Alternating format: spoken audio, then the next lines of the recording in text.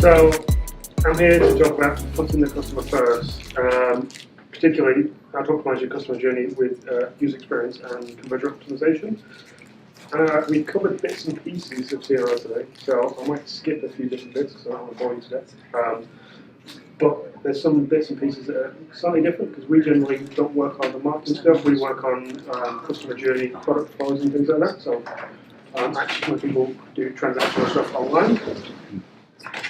Sorry. Is it working? No. No, it was working. Oh, there we go, it's working now. So this is me, I'm the director at Space Between. We do these things. So we do user experience research, UI design, and then we also do conversion optimization. With the user experience research, I'm going to talk a little bit more about how we do that, the particular different devices we use to do that. We have essentially a biometric suite, and I'll dig into exactly how we use that, what the data looks like, and essentially how we use it for some of the larger clients. These are some of the people that we work with, obligatory agency stuff, just so you know that I know what I'm talking about, ish.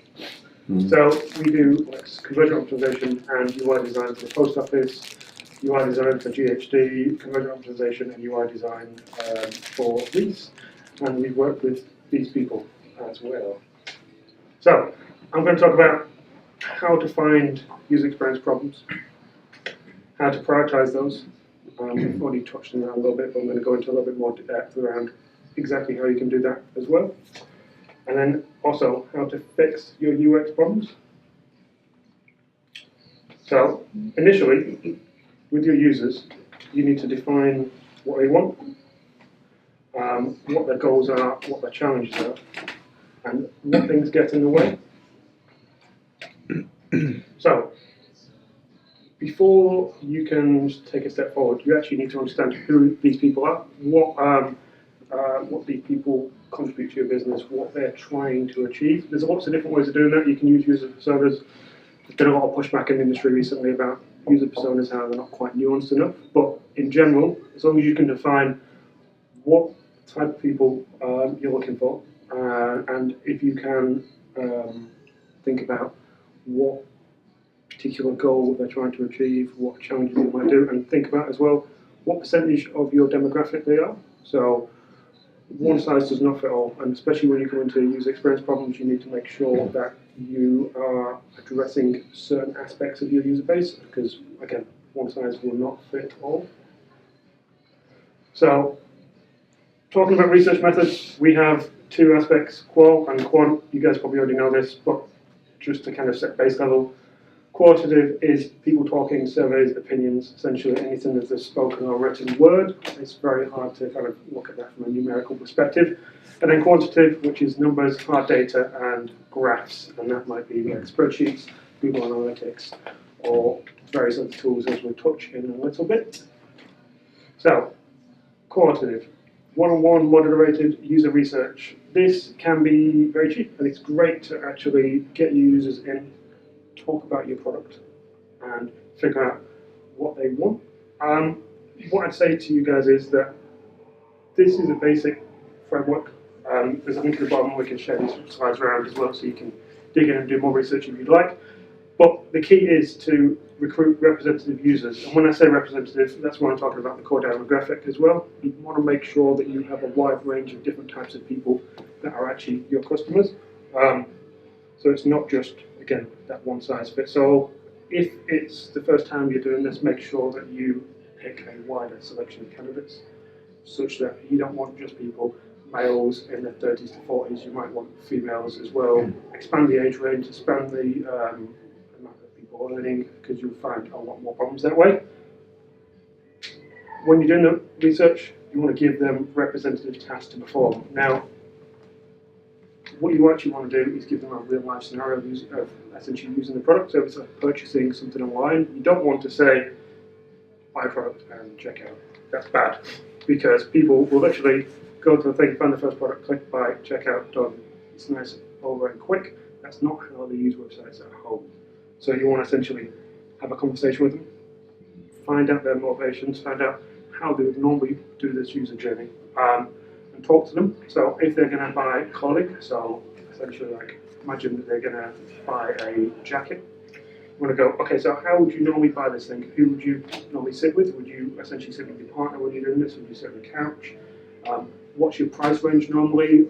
You know, what kind of style are you looking for? And so a good example would be, imagine you're going away on a cold holiday with your family. You don't have a jacket that's appropriate. Find one you'd be happy wearing, one that would fit with your style, with your wardrobe as it currently sits, within your price range, and one that you'd actually consider buying and then go through and purchase that. Number 3, show off and let the user do the talking. This is difficult.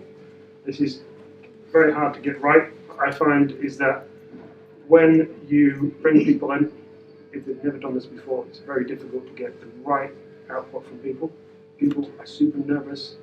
They don't sit there at home and essentially talk aloud when they're doing purchases online. That's not how it happens. What you want is a raw stream of thought from the user, and the best way of doing that is just prep them initially. Just say, you know, I don't want you to describe everything you're doing. I just want to know essentially what's going through your mind at this point in time, and just try and talk.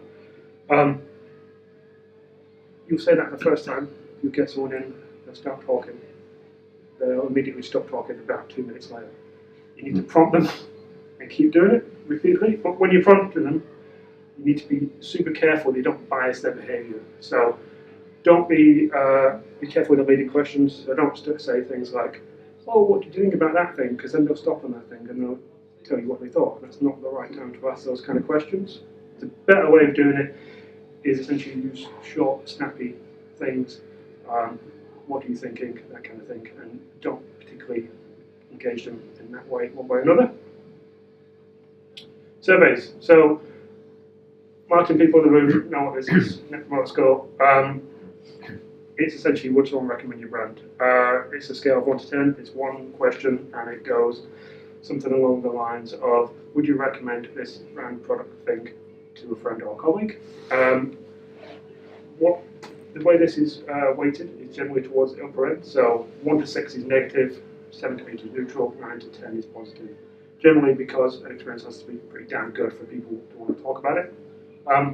This is good as a kind of rough benchmark. A more in-depth way of dealing with it is this system usability score. Don't know, hands up, people, have you heard of this before? Okay, well, it's well established. It was essentially created in the 80s, and there's downsides to it that I'll get to in a minute. But it has been used in thousands and thousands of user research studies. It's also got lots of white papers on how to use this thing properly. So it is well established, and you're pretty safe using it. There's a couple of considerations you make when you're going to use this thing, though. The wording in it, because it was done in the 80s, is quite bad. So you'll have a question that will say something like, was this brand product experience cumbersome to use? Now, we ran a usability session for some food retailers that you'll see in a minute, and there was a lady there that didn't know what that meant, and she had to admit to me when I was asking her these questions, you know, that she didn't know. And that was obviously a difficult thing for her to say, you know, in a room with a stranger, and to admit that. You don't want to put people in those situations, so don't be afraid of changing these things. You can change it, and there's research that supports the fact that you can change it and you won't impact the results. So a much better word to use is colloquial is difficult, right? There are some questions in there as well that might not be appropriate. You can remove one question just fine. You can remove 2 potentially without impacting the results, but 1 is a good way to go. Some other qualitative tips. So user research, do it when you're doing it and you get someone to test these things. Do it on a super high traffic device. that will present a poor experience. So a mobiles generally are trash. People can't build experiences on mobiles. If you do that, you get most of the problems.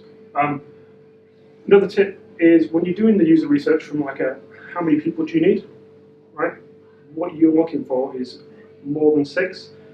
Any more than that, you start to get diminishing returns. So you can go from 6 to 12, and that's probably a good number. The way I like to explain it to people is, imagine this room is dark, everyone's blindfolded, there's holes on the floor. If you all come in the room one by one, most people are going to fall down the first few holes. So you essentially need to patch over those holes and then try again, and you repeat the process until the room is free of holes. Next point is social media. So Twitter is fantastic for unobtrusive user research. It's great to understand significant pain points, so find hashtags associated with your product, see the common trends that are occurring and people are talking about it, because if someone's tweeting about your product, generally it means they've had a super good experience or super bad experience, so it's not going to be a mediocre one, so you can use that and you can figure out exactly which bits are painful. So, biometrics. We have the qualitative aspect that we spoke about earlier, and then we have the quantitative aspect I'm going to get into in a little bit. This bridges the gap a little bit, so it brings the quantitative aspect in to user research. So on the left, we have a nice pie chart of graphs, and this is representative of user motivation. So essentially the motivation behind why someone might click on a button on a website. It's broken up into various different sections, so do I remember it? Did it make me smile? Did it connect with me? Did I notice key information? And am I motivated to act? And an unexplainable section. There's always going to be a part that you can't understand from a user. It might be that you're asking them to buy bananas online, and that one time they ate a banana and despised it because they were ill or something like that. Or, you know, it could be they're hungry or they're in a bad mood. You don't know. There's so much unexplainable underneath the surface there. Now, what we also have on the right is an iceberg. So at the top, above the water, you have conscious behavior. Underneath, you have unconscious. This is more like a spectrum. So the further you go down, you have limited control to change these things. Everyone can change their facial expression. You can train yourself to essentially change your skin conductance. You can kind of, if you're preempting it, look in different places. But as we get further down here, it's harder and harder for someone under test conditions to manipulate those responses. So if we go to do I remember it, that ties nicely in with the self-reporting and focus groups. So if you have a user, you've done a user experience test with them and then you're asking them questions after the fact, they will essentially, the only part of user motivation you can find is, do they remember that experience? If they don't, then you essentially can't get any more information. Facial expression, so did it make me smile? Those two tie up very nicely. Did it connect with me? So we use something called GSR, and I'll dig into that in a second. But what essentially it is a measure of physiological reaction. So if you like cats and I show you a picture of a cat, within 1 to 5 seconds, I can tell that your body actually had a physiological reaction to that, and it's 2/3 of a lie detector test. So it's quite interesting in that regard. Did I notice key information? So eye tracking. With this suite, we can essentially see where people are looking on the screen for how long, which parts of the pages they don't look at as well. And then electroencephalograms. That is essentially, you've seen it in probably doctor programs, science programs, where people have a cap on the head with electrodes. You can see which parts of their brain are lighting up.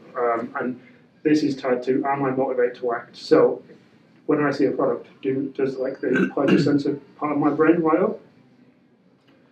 Eye tracking. So how eye tracking works, there's a few different ways of doing it, but it's essentially the same thing as it stands right now.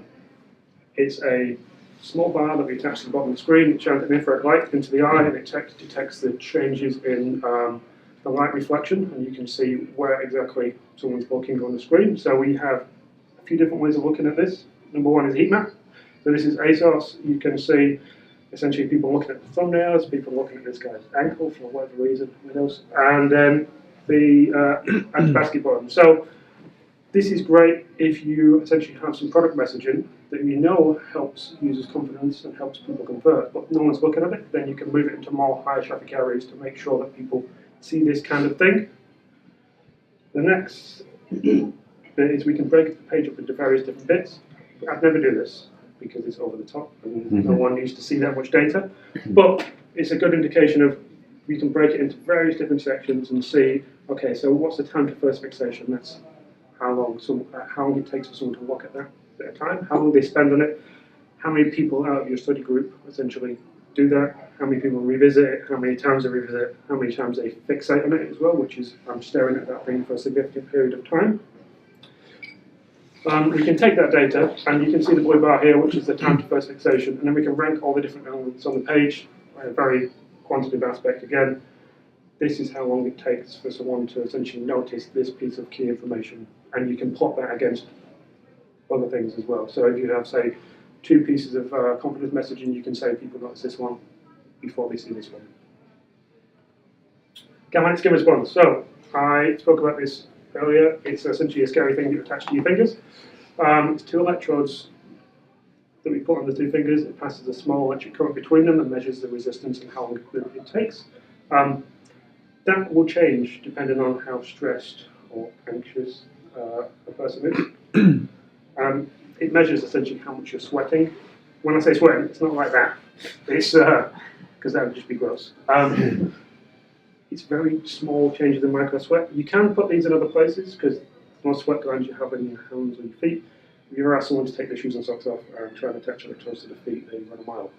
So I don't recommend doing that. Also, you don't want to touch people's feet. So this is kind of the response that we get out of this. This is actually me playing a computer game. And if anyone's observing, you can tell the bits where I die, which is the big drops. There's 2 parts to this. So we have the tonic base level driver. This fluctuates very slowly over seconds to minutes, and that's a change in response time. Hunger levels, heat, anxiety, that kind of thing. And then we have the faster varying phasic component, which fluctuates within seconds. We can look at the burst in the phasic component in relation to like stimulus presented, such as dying. And then we call these essentially GSR peaks. Each one of these little pink triangles you can see is a distinct GSR peak. We use these in 2 ways. Firstly, if I show you, again, a picture of a cat, and you have a GSR peak 1 to 5 seconds afterwards, I can say you had a physiological response to that cat. I don't know what emotion you had, all I know is you had an emotion, so I have to use a tool to figure out what the valence, whether it's positive or negative, of that emotion was, or self-reporting, ask someone essentially, when I showed you a picture of a cat, what did you feel about that? We can actually tell someone had a reaction to that. And then the second bit is, say for like when we're doing competitive comparisons, we'll map every single part of the flow out, and we can say on a checkout, where you don't want emotions really, you want people to be very transactional, nothing shocking, you want people to put in their card details and move on. We can say for your brand and your competitor's brand, your brand elicited 50% more GSR peaks, especially when people were looking at their basket because something changed in there. We can conclusively say this pattern elicits less emotional response than this one, and thus that's why it's better. Facial expression analysis. So my 2 fantastic models, Maggie and John. We have essentially a webcam. It's any normal webcam you attach to a screen, and it maps various different points on their face, so you can see the different white points, and you can see they've got different kind of faces, but they map in the same way. And so we use those points then to map to expressions. Expressions like brow raise, brow furrow, map open, shock, and then we essentially map those into emotions that I'll get onto in a second. This is a trained AI model.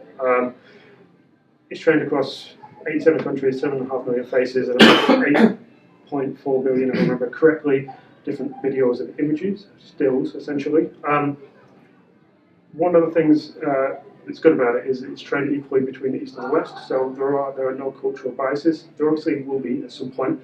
Some cultures, essentially show joy differently to others, and so that's why in those scenarios we go back to the expressions. We essentially don't look at the emotions, and we say, because I understand the way this culture smiles, then it's going to be slightly different, and so I can train that differently. So these are essentially the emotions that we use. Joy.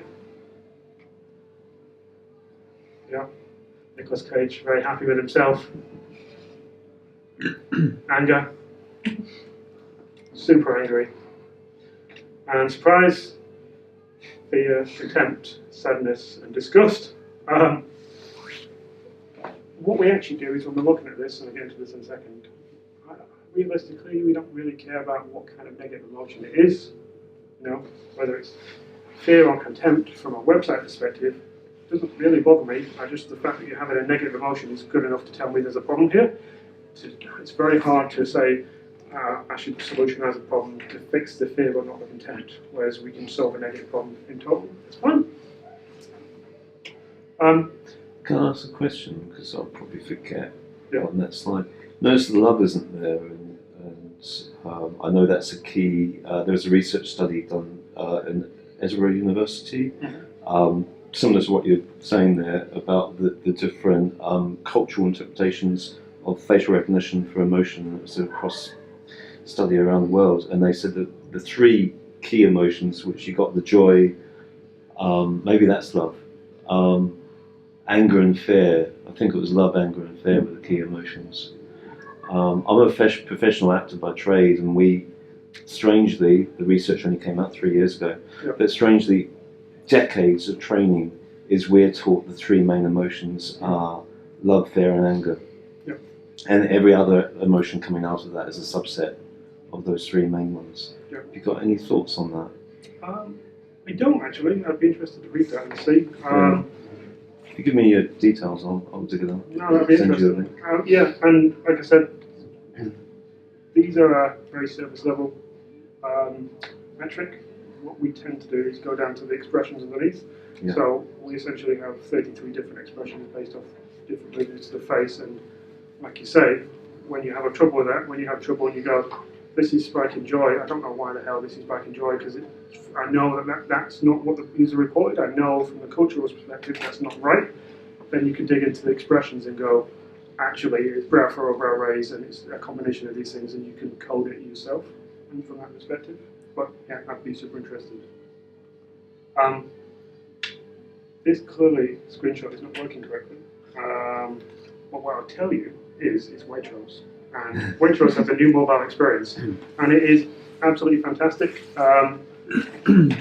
It works great on mobile. You have a multi-search option where you can essentially put exactly what you want in there, put different tabs. They've optimized the whole thing great for mobile. Until you get to this page. This page is a basket page, and then you want to check out, you know, and then you get this horrific thing. So this is still a mobile screenshot, but you get put into the desktop experience. Yeah. It's almost so like close. A different brand, right? The green is different, the logo is different. I mean, also I broke the website, but what you normally see on that page is a crap ton of upsell product, which people don't want to see at this point. They already put the things in the basket, they're ready to go. And then you show them a whole different experience. And everything else. What you actually find is, this is probably about the first 90%, the great experience. This is the last 10%. Now, forgive me for my graphs, but what this is a user journey map of the Waitrose experience. This is the last two stages that is horrific. All this is the good stuff. Now, we've got some reds in there, but generally it's outweighed by all the green. And this is when I'm talking about the negative positive emotion. What you see here is essentially, this is when everyone had a bad experience. If we look at essentially this graph here, which is a system usability scale that we've already spoke about, essentially bigger means better. Waitrose is at the bottom. It's at the bottom because people came away from that experience. We asked them, what did you think about that? And they were like, this is horrific. Why have they done this? And it tainted that whole thing for them. But if you look at it from a actual emotional standpoint, Waitrose is this one on the left with the most amount of positive time percentage of emotion comparatively to their competitors. And so what's super worth keeping in mind is that if you're asking people these kind of questions, you've got to be aware of the context. You've got to be aware of exactly what experiences they had leading up to this, because in this regard, if you just looked at the self-reported behavior by the user, you would think that Waitrose is the worst. Whereas if you look at the entire experience as a whole and you want to essentially find out which parts of it work best, then this is probably the best way you can get that information. Got to be careful with the negativity bias, essentially, where as humans, we all want to focus on the bad stuff. We just spoke about earlier, even to the detriment of good stuff, and that's why the news is so often negative because we pay attention to it. To kind of counteract this to a certain extent, you need to test your experiences often, and it needs to be a case of, as an organisation, you guys need to jump in and make sure you're validating what you're doing repeatedly. Bringing your experiences up to par, so Waitrose need to essentially get that last bit done as soon as humanly possible because it's just detrimental to the entire brand. And then after that point, you can actually spend the time delighting your users, but focus on the first two first.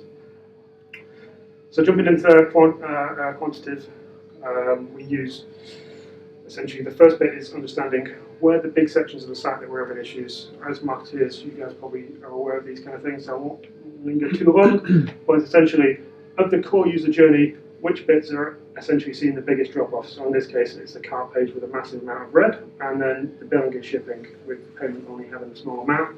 So arguably, in this regard, you should focus on the cart.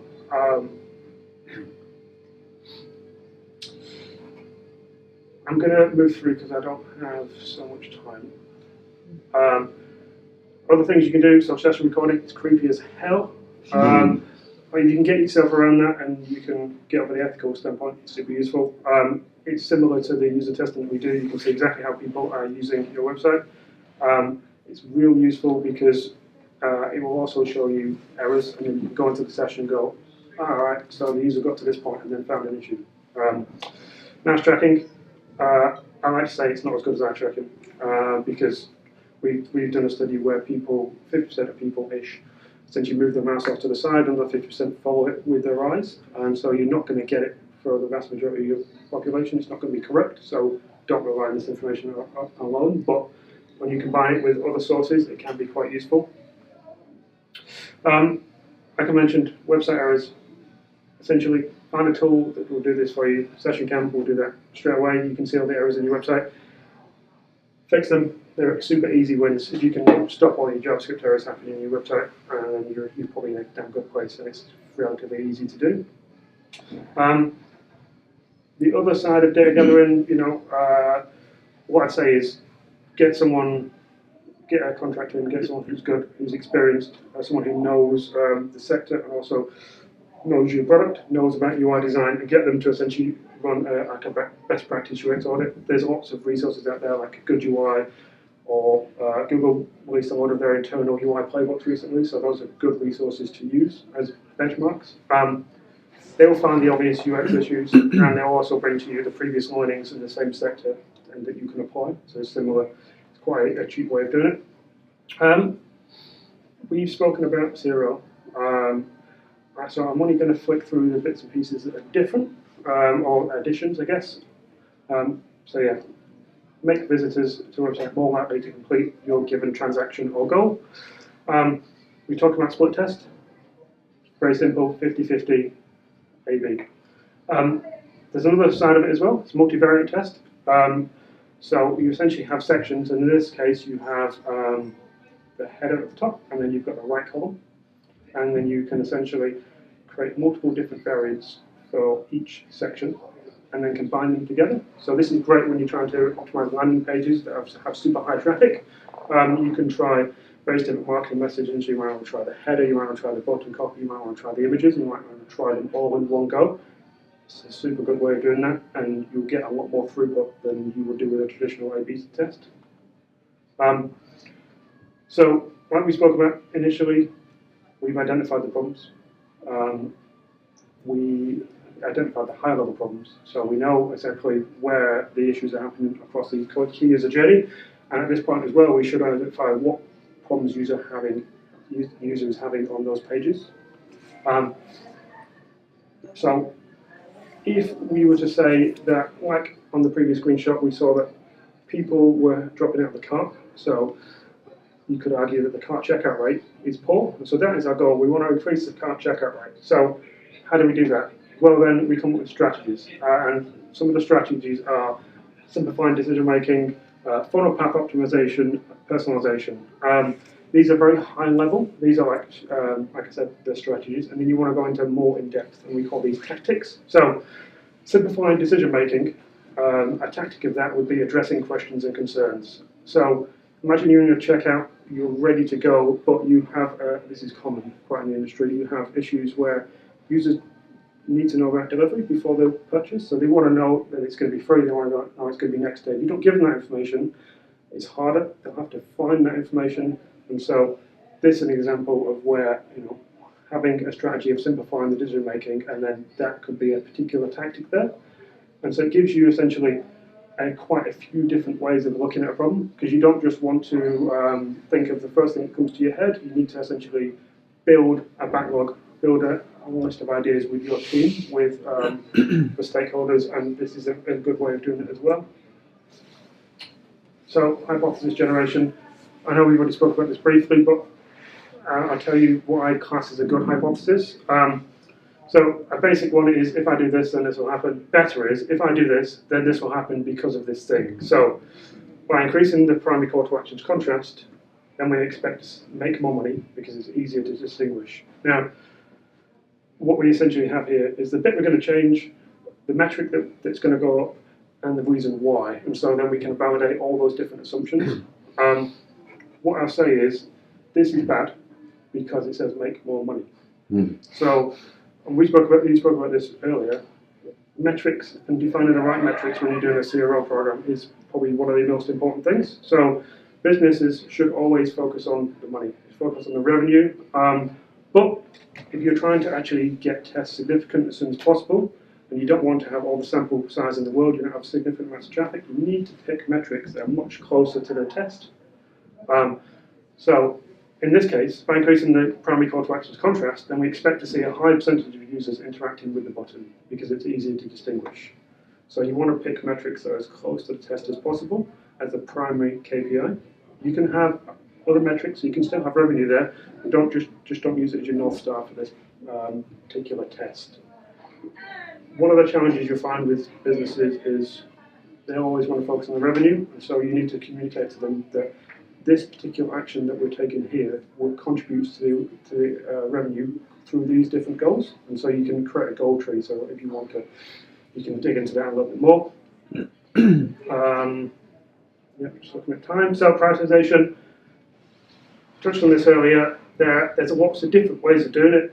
If you're just starting out, pick something simple. So they all essentially come around the same thing: potential, impact, and ease. This is the pie framework, so potential, how much improvement can be made, impact or importance, how valuable is the traffic to those pages, and then ease, how complicated will the test be to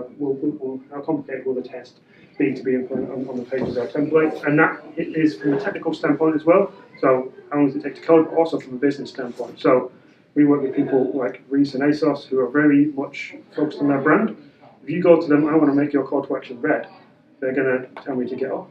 And so you need to be careful around how you approach those kind of questions, and then the amount of time it will take to win someone over to your goal there. There's other ones here. PXL, this is a much more in-depth framework. When you are working in a larger team, and to answer your question a little bit earlier as well, when you have ideas from other people in the business, especially when it's the highest paid person's opinion, the best way of doing it initially is to essentially sit down and agree what the prioritization model is as a business, and ask the right questions to quantify the impact. So, does this test happen on a high traffic page? Yes or no? It's very easy, it's objective, it's not subjective at all. Is it addressing an issue discovered by user testing? Is it designed to increase user motivation? So is it going to build confidence? And so if you can essentially ask these right questions, then you'll get, it's very hard to be subjective, and that's how you can get more buy-in as well. When you're calculate ease and effort, this is the way I like to do it: small, medium, large. Essentially, how many days it will take to implement. I'm not going to go into too much in depth here, but again, you spoke about this earlier. How long does the test take to run, and how much traffic do you need? Essentially, the three numbers are monthly traffic, monthly conversions, and number of variants. And then you have to get your crystal ball out and shine it a little bit, because this minimal detectable effect is essentially what effect will your split test have against the control, and how long will I need essentially before it becomes apparent. So if you notice here, this is 10,500. If it's 100,000 and 50,000, then essentially the minimal detected effect drops significantly. This is another reason why picking the right metric is important, because if you pick conversions, then you might only have 500 of them. If you pick button clicks, you're going to have 50,000. You're going to have significance a lot quicker. And you'll also notice the minimal detectable effect is a lot different as well. When you have your tests and you want to plan your roadmap, the best way of doing it is to essentially stick it on a plan like this, share it with the rest of your team, make sure everyone can see, but make sure that your tests are not run on the same page multiple times. So if you can see here, we stagger them. So homepage 1 starts in quarter 1, month 1, and homepage 2 starts in essentially quarter 2, month 2. So there's no overlap there, because you can't, essentially, when you're trying to run a high impact CRO campaign on a low traffic site, you can't essentially be sharing traffic across the thing. If you're a much bigger brand, then potentially you can, but for the vast majority of people, spread them out and try them repeatedly. You mentioned this earlier, it's an experiment with, it's essentially a positive flywheel, so you should be passing the results back into the top, and so if something fails, that's fine. Just pass it back in, learn from it. One thing I'll say is that we need a rigorous QA function here. So, like you were if you're building a website, you need the same kind of rigorous, like UAT testing and everything else. What happens to do when your experiment fails? It's fine. Don't worry about it. It's not a big deal. It's actually probably the better scenario, and that's because failed experiments are bullets dodged. So again, you asked the question earlier around. Essentially, what happens if I just applied anyway and I would have got the 50% uplift? The other side of it is if you just applied it and went south, you would essentially have taken a loss there and you wouldn't have known it. And so you need to understand this is the best way of doing it from a business impact perspective. The other thing is from a failed test. You should be able to understand essentially what users despised about your test, what bits particularly fell down, what did they hate about it, also what insight can you glean, and then what insight can you share around the business as well, because it's not just, at this point you're redefining the customer profile, you're simply going to a granular level that other people might have gone before, and so you can share that around and you might get in a completely different section of the business, but there might be wins there. This is CRO, why? Essentially, you've already covered this. Primarily, you need to understand the business impact of decisions, and also you need to be innovative on your product experience because everyone else is. All your large competitors are, and also, users nowadays are always on the phone. They're used to good experiences. They use these kind of Silicon Valley startup experiences. They have gotten a expectation that everything is going to be nice and smooth, and if you aren't iterating towards that goal, then you essentially will fall behind. Thank you very much.